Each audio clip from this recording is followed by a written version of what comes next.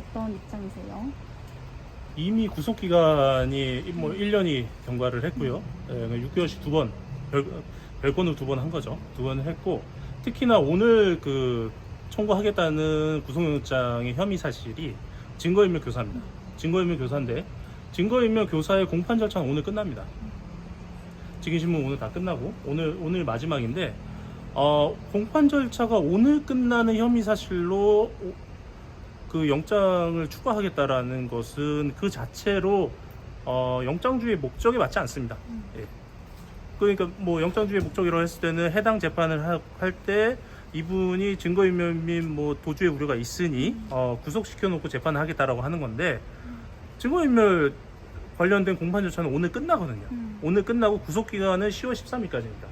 그러니까 10월 13일 기준으로 말씀을 드리면 증거인멸 교사 혐의에 대한 공판 절차는 다 끝난 상황이에요. 다 끝난 사건을 가지고 구속을 하겠다라고 하는 것은 공판에 위한 구속이 아니라 뭐 피고인에 대한 압박을 위한 구속이지 않을까, 뭐 그러한 의심을 갖고 있습니다. 아까 이제 법정에서 이화영 부지사가 그 이재명 오늘 대표의 영장심사 재판부에 뭐 제출하려던 진술서 같은 것도 네네. 있었잖아요. 예. 그런 게 어떤 내용들이고 뭐 어떤 과정 때문에 못 가지고 오셨는지. 거기에 대해서 좀 말씀을 드려야 되겠는데요. 최근에 뭐 어제 그제 해서 이화영 부지사의 그 입장 표명들, 그러니까 뭐 이재명 대표 관련해서 뭐 보고했다라는 이런 부분에 대해서 그건 사실과 다르다, 이런 입장 표명이 있었지 않습니까? 그 입장 표명에 대해서 그게 아니다, 그건 거짓이다 라고 하는 여러 가지 보도들이 나왔고, 뭐 검찰발 보도가 아닐까 싶은데 그런 보도들이 엄청나게 쏟아져 나왔습니다. 아마 오늘 진행되는 이재명 대표의 영장실질심사를 대비해서 뭐 검찰발 기사로 나온 게 아닐까 의심이 되는 부분이 있긴 한데요. 그 부분과 관련해서 제가 어저께 부지사님 접견을 했고요. 접견 과정에서 이러한 기사들이 노출되고 있다, 어떻게 된 일이냐 라고 여쭤봤고, 여기에 대해서 이화영 부지사는 전혀 사실이 아니고, 그렇다고 하면 내가 이 부분에 대해서 이재명 대표 영장실질 재판부에 관련된 입장을 좀 전달하고 싶다, 그래서 그럼 탄원서를 쓰시라, 그렇게 됐고, 그 자리에서 원래는 접견 자리에서 탄원서를 좀 자필로 쓰려고 했었는데, 관련된 내용은 뭐 당신께서 고민을 하시고 신중하게 써야 될 것다라고 하셔서 좀 들어가서 쓰시고 내일 재판 때 저한테 전달해 주시라, 그럼 전달하겠다 라고 얘기를 하고 어제 접견이 끝났습니다. 접견이 끝났고, 그래서 오늘 이제 재판을 시작을 했고, 10시 한 15분쯤 재판 시작을 했잖아요. 그때 이화영 피고인이랑 같이 온 그 교도관에게 제가 물어봤습니다. 이화영 피고인의 뭐 문서를 제가 좀 받았으면 좋겠는데 시간이 급하다, 오늘 좀 받았으면 좋겠다, 어떻게 하면 되겠느냐 라고 물어봤더니 그때 저한테 명확하게 그러면 점심 때 재판이 휴식을 취하니까 그때 구치소에 가셔서 문서 반출 절차를 밟으셔서 가져가시라, 그럼 된다 라고 저한테 말씀해 주셨어요. 그래서 오전 재판이 끝나고, 아마 11시 한 45분 이쯤 오전 재판이 끝났을 겁니다. 오전 재판이 끝나고 교도관한테 말씀하셔서 그럼 교도소로 이동합시다 했더니 갑자기 그 자리에서 알아봤는데 안 된다. 그래서 아니 뭐 무슨 규정 때문에 그러냐 그랬더니 어쨌든 안 된다. 그래서 그렇다고 하면 제가 사진을 좀 찍겠습니다. 사진 찍는 것도 안 된다. 무슨 규정이냐 물어보니까 그것도 규정은 얘기하지 않고 안 된다. 그 다음에 얘기한 거는 그러면 제 메모지에다가 피고인이 직접 작성을 하겠습니다. 메모 전달 형식으로 작성하겠습니다 했더니 그것도 안 된다. 왜 안 되냐 했더니 내용이 메모가 아니다. 내용이 메모가 아니라는 것을 교도관님 당신이 판단할 부분입니까 했더니 어쨌든 안 된다. 해당 근거 규정도 제시하지 않고 안 된다. 그 다음에 했던 내용들은 그러면 놓으시면 제가 보고 옮겨 적겠습니다 라고 얘기했더니 해당 탄원서를 뺏어갔어요. 옮겨 적으려고 했더니 뺏어가서 제가 아니 그거 당신 문건 아니지 않습니까? 교도관 당신 문건이 아니고 이화영의 문건이니 지금 이 자리에서 당신이 그걸 왜 뺏어갑니까? 지금 압수하는 겁니까? 이거 압수는 아니래요. 순서가 뺏어가서 안 줘요. 만지지 마시라. 이화영 물건이니까 만지지 마시라 해도 안 줍니다. 그래서 옥신각신하다 제가 다시 받았어요. 압수서는 이화영 피고인한테 드리고 읽으시라. 읽으시면 제가 옮겨 적겠다. 옮겨 적은 거를 이화영 재판부에 전달하겠다 라고 했더니 읽지도 못하겠습니다. 읽지도 못하게 하고 아니 도대체 무슨 규정을 가지고 이렇게 얘기하시냐 라고 얘기하니 밑도 끝도 없이 접견 신청해서 접견 와서 받아가시라 라고 얘기를 했고, 근데 접견 신청을 하게 되면 오늘은 불가능하거든요. 빨라야 내일, 늦으면 내일 모레 이 정도니까 오늘 영장 실질심사 재판부에 제출하고 싶은 건데 접견 신청해서 가져가라는 거는 사실상 가져가지 말라는 얘기잖아요. 그래서 여기에 대해서 다시 한번, 아니 제가 보고 적는 거, 피고인이 읽은 걸 제가 옮겨 적는 거, 이 행위 왜 변호인이 행위까지 제안을 하시냐라고 얘기했더니 그때부터 흥분해가지고 고래고래 소리를 치고, 뭐 저도 흥분을 하긴 했지만 소리를 치면서 이화영 피고인을 데리고 빠져나가 버렸죠. 또 결국 그래서 이화영 피고인이 이재명 재판부에 전달하고자 했던 그 탄원서 내용, 그 내용은 지금 현재 상황으로는 전달이 불가능한 이런 상황이 됐습니다. 그 내용을 그냥 지금 짤막하게 예. 요지만 말씀해 주실 수 있을까요? 요지는 그거예요. 지금 그 최근에 했었던 뭐 제 양심 선언이라고 표현하겠습니다. 해당 양심 선언의 내용은 사실이고 누구로부터 사주를 받거나 압박을 받아서 작성한 건 전혀 아니다. 내 자유의 의사에 의해서 작성한 사실이고 그게 팩트다. 이런 내용입니다. 그 주장대로라면 이재명 대표는 쌍방울 대북송 등 의혹 관련해서 아무런 관련이 없다라는 거죠. 예. 그럼 지금 이재명 대표의 영장 그 심사하는 그 재판부는 아까 말씀하신 거는 이화영 부지사의 부인께서는 그 탄원서를 제출했다는 뜻일까요? 지금 어떤 문서가 제출되어 있는지 궁금해요. 이화영 부지사의 부인 그 백정화 씨도 별도의 서면을 제출한 걸로 알고 있습니다. 제출한 걸로 알고 있고 그 내용은 중앙지법이에요? 예, 중앙지법에 제출한 걸로 알고 있고 그 내용은 제가 정확하게 파악을 못하고 있는데 아마 그 회유 압박 이런 부분이 중점이 돼 있는 걸로 알고 있습니다. 어제 그 백정화 씨 기자회견 예. 하려고 했는데 그 취소된 거는 혹시 이화영 부지사와 뭐 의견 아직 조율이 안 된 부분이 있어서일까요? 해당 기자회견은 부지사님이랑 조율은 됐고요.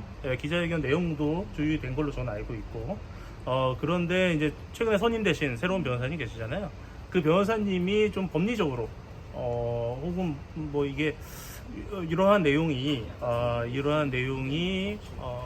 의도치 않은 논란으로 이어져서 부지사님한테 뭐 좋을 거 없을 것 같다, 하지 않으시는 게 좋겠다라고 상담을 해드린 걸로 알고 있고요. 뭐 그게 결정적인 계기인지는 모르겠지만 어쨌든 그러고 나서 뭐 저한테 다시 연락이 와서 기자회견 취소했으면 좋겠다라고 얘기하시죠.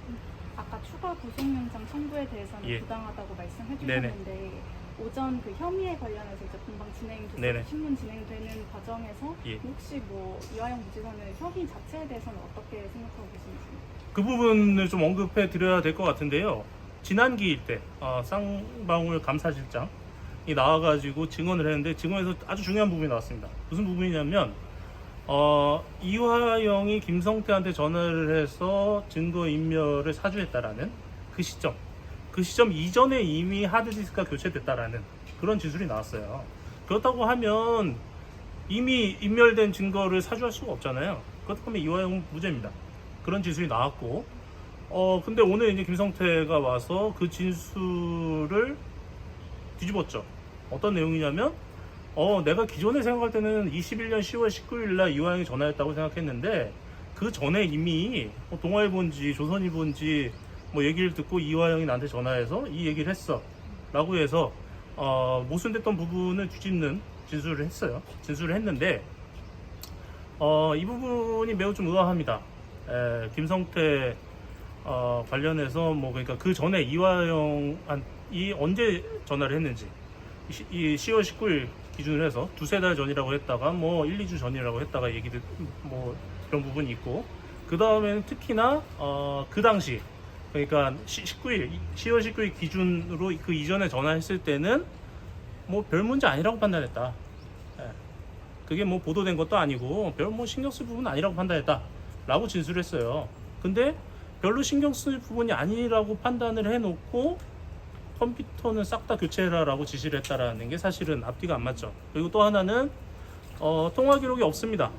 19일 이전에 통화 기록이 없어요. 통화 기록이 없어서 여기에 대해서 김성태는 뭐 굳이 뭐 제 전화로 통화 안 했을 수도 있고 뭐 방영철이랑 통화할 때 저한테 줬을 수도 있고 제가 방영철 전화로 전화했을 수도 있고 이런 식으로 주장을 했는데, 여기에 대한 변호인의 그 보충 질문에서 이화영에게 전화가 왔다, 명확하게 전화가 왔다, 그리고 내가 쓰던 차명폰은 한 개밖에 없다. 이렇게 진술했습니다. 그렇다면 그 진술이 맞다고 하면 이화영이 차명폰으로 전화를 했고 차명폰에 의한 통화 기록은 분명히 있어야 돼요. 2019년 이전에. 하지만 검찰 조사에 의하면 2019년 이전에 해당 통화 기록이 없습니다. 그리고 여기에 대해서 내 전화가 아니라 박영철 전화로 할 수 있고 뭐 이렇게 얘기했는데 전화는 자기가 건 게 아니라 이화영부터 걸려왔다라고 진술을 하고요. 그래서 이런 부분을 봤을 때 지난 기회에 지승만 성함을 얘기했나? 쌍방 감사실장 지승만 좀 빼주십시오. 네, 감사실장 그 진술을 전해 듣고 여기에 대해서 급하게 뭐 방어 논리를 만들어서 가져온 게 아닐까라는 좀 의심이 됩니다. 합리적인 의심이죠. 말이 앞뒤가 안 맞으니까요. 예. 마지막으로 하나 더 여쭈고 싶은데 이제 네. 어제 보도 관련해가지고 네네. 이화영 전 부지사께서는 위에 민주당 측의 요청으로 한 게 아니다. 예. 본인의 그 자유 의지였다라고 얘기를 예. 하는데 기사 보면은 접견 기록 그 내용 대화 내용을 알고 있다고 하잖아요. 예, 거기서는 예. 이제 위에서 이거 쓰라고 했다. 그거에 대해서는 혹시 어떻게 그러니까 저도 그 기사를 봤는데 이거는 뭐 제가 알고 있는 범위에서 뭐 해석을 해서 말씀드리겠습니다. 그 당시에 민주당 인사들에 의한 이화영 부지사의 접견이 다 번번이 거절이 돼가지고 거부가 돼서 민주당 내에 상당히 불만이 많았어요. 이거 법무부에서 거부한 거냐 해서 법무부에는 항의도 있었고 그런 부분이 있어서 일단 그 접견 내용이 뭔지 그게 좀 의심스럽고요. 그리고 접견은 일반인 접견, 그 국회의원이 갔다고 해도 그 접견의 형태는 좀 바뀔 수 있도록 장소나 형태는 좀 바뀔 수도 있다고 하더라도 어쨌든 일반인 접견이잖아요. 일반인 접견은 다 녹음이 됩니다. 변호인 접견은 녹음이 안 되지만 일반인 접견은 다 녹음이 되기 때문에 민주당 관계자 그 국회의원을 지명하는 것 같은데 민주당 국회의원이 녹음되는 장소에서 야 위에서 써달란다 이것 좀 써줘라 라고 얘기했다라는 거는 두 가지 중에 하나겠죠. 녹음될 걸 알고 문제를 만들기 위해서 그런 발언을 했던지 아니면 그런 발언이 없었던지 둘 중에 하나겠죠. 심지어 이화영 부지사 같은 경우는 가족 접견을 왔을 때 저한테 매번 누누이 그 사모님한테 전달해달라고 부탁했던 내용들이 뭐냐면 접견 내용이 녹음되고 녹음된 내용을 검찰이 다 모니터링을 하니 접견에서 민감한 얘기 좀 하지 마라 이거를 매번 저한테 부탁을 했어요. 그러던 분이 녹음되는 장소에서 그런 논의를 했다라는 게 저는 뭐 상식적으로 이해가 안 갑니다. 이화영 부지사도 부인하고 있고요. 네. 감사합니다. 예. 고맙습니다. 맛있게 네, 변호사님 성명 이름 좀 한 번만 좀 알려주세요. 예, 김